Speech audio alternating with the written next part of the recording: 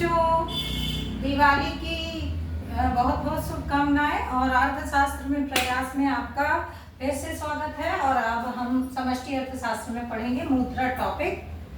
तो सबसे पहले हम ये जानेंगे कि मुद्रा है क्या। मुद्रा वह साधन है जो हम वस्तुओं एवं सेवाओं का क्रय विक्रय करने के लिए भुगतान करते हैं। ठीक है। हार्टली ब्रदर्स के अनुसार बिल्कुल इजी परिभाषा है, मुद्रा वह है जो मुद्रा का कार्य करे। ठीक है, आप लोगों को इतना तो बन जाएगा। अब मुद्रा के मुख्य कार्य क्या होते हैं? प्राथमिक कार्य या मुख्य कार्य।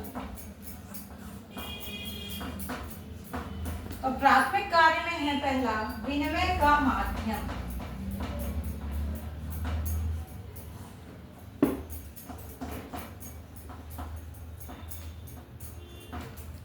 विनिमय का माध्यम का मतलब ये है कि वस्तुओं एवं सेवाओं के क्रय विक्रय के लिए हम मुद्रा को ही माध्यम बनाते हैं, जो कि वस्तु विनिमय जैसी यानी वस्तु विनिमय में जो कठिनाइयां आ रही थी उसके उस समस्याओं का समाधान हमें किससे हुआ? मुद्रा के माध्यम से हुआ। दूसरा कारण है मूल्य का संचय।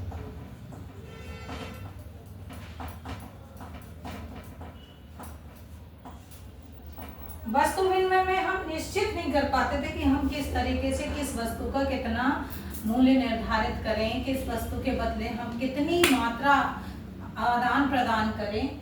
तो लेकिन मुद्रा के माध्यम से हम हर वस्तु का एक मूल्य निर्धारित कर सकते हैं और उसके कारण लेन देन बहुत आसान हो सकता है। तो हमें मुद्रा के प्राथमिक कार्य या मुख्य कार्य याद रखने हैं। प्राथमिक कार्य में विनिमय का माध्यम और मूल्य का मापक। इसके साथ साथ इसके द्वितीय कार्य भी हैं जिसे हम कहते हैं गौण कार्य। गौण बोलें या द्वितीयक बोलें एक ही है। इसमें सबसे पहला है भावी भुगतानों का आधार, यानी भविष्य में जो भी भुगतान है। जैसे अगर हमने किसी से अभी खरीदी कर ली, किसी से सामान ले लिया, व्यापारी की बात करें, किसी से सामान ले लिया और कुछ दिन बाद उन्हें पेमेंट कर रहे हैं, यानी ये क्या हो गया? भावी भुगतान। फ्यूचर में हम उसका पेमेंट कर रहे हैं तो मुद्रा भावी भुगतान का आधार हो सकती है। लेकिन सामान वस्तु और वस्तु का लेन देन भावी भुगतान का आधार नहीं हो सकता। फिर है मूल्य संचय का आधार। प्रत्येक व्यक्ति अपनी भविष्य की आवश्यकताओं की पूर्ति के लिए क्या करता है?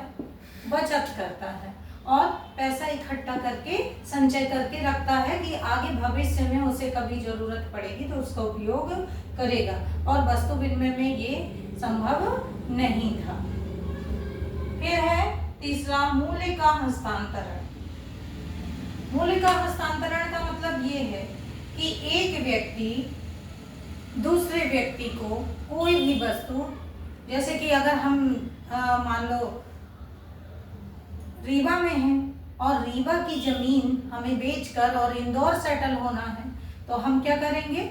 मुद्रा के माध्यम से यहाँ की जमीन बेचकर इंदौर में जमीन खरीद लेंगे और हमारे इस तरीके से मूल्य का क्या होगा? हस्तांतरण होगा। ठीक है।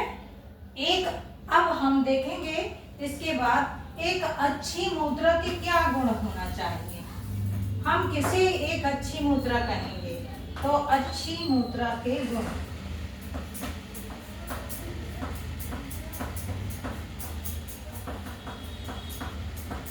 या विशेषता। तो सबसे पहले है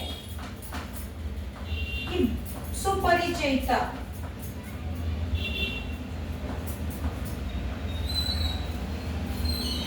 सबसे पहले ये है कि व्यक्ति मुद्रा से परिचित होना चाहिए। मुद्रा ऐसी होनी चाहिए जिससे जनता परिचित हो। जैसे आपको पता ही होगा कि वर्तमान में हमारी अर्थव्यवस्था में कितने रुपए से कितने रुपए तक के नोट चलन में हैं।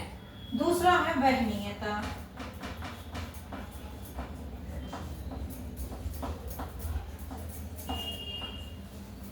वहन का मतलब होता है कि हम एक स्थान से दूसरे स्थान किसी चीज को ला ले जा सकें। तो आप तो खुद ही देखते होंगे कि आपके जेब में पैसे डले रहते हैं, आप एक स्थान से दूसरे स्थान कहीं भी इसे ला ले जा सकते हैं, इसमें कोई परेशानी नहीं होती है। तो वहनीयता का गुण होना चाहिए।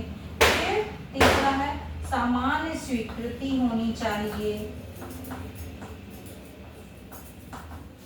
सामान्य स्वीकृति, सामान्य स्वीकृति का मतलब है कि कोई भी व्यक्ति इसे स्वीकार करने में मना नहीं कर सकता, सभी लोग स्वीकार करने के लिए तैयार रहते हैं। ऐसा होता है क्या कि आप गए दुकान में और बोले कि हमें ये पैसे नहीं लेना, ऐसा नहीं होता है। लेकिन जो नोट बंद हो चुके हैं 500 के और 1000 के, आप वो नोट लेकर जाएंगे और बोलेंगे कि हमें इतने का सामान दे दो, तो क्या दे देंगे? नहीं देंगे। क्यों? क्योंकि वो अब सामान्य स्वीकृत नहीं है, उसे वैधानिक रूप से चलन से बाहर कर दिया गया है, बंद कर दिया गया है। तो ये आपको समझ में आ गया, यानी सभी व्यक्ति स्वीकार करते हैं। फिर इसके बाद है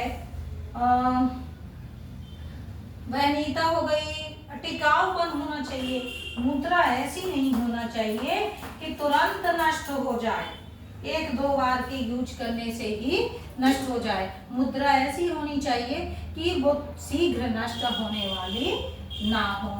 फिर विभाज्यता होनी चाहिए। विभाज्यता का मतलब हम उसे, विभाज्यता होनी चाहिए मतलब हम उसे डिवाइड कर सकें। जैसे अगर हम 100 का नोट लिए हैं और अगर हमें 10 या 20 का सामान खरीदा है, तो हम दुकानदार को 20 रुपए दुकानदार काट लेगा और आपको 80 रुपए विभाज्य करके, चेंज करके दे देगा। इसके और भी बहुत सारे गुण हैं, लेकिन आप लोग यही कुछ 3-4 जो हैं ये याद कर लीजिए। ठीक है, आगे अगली वीडियो में मिलेंगे। अच्छे से पढ़ते रहिए। Bye bye.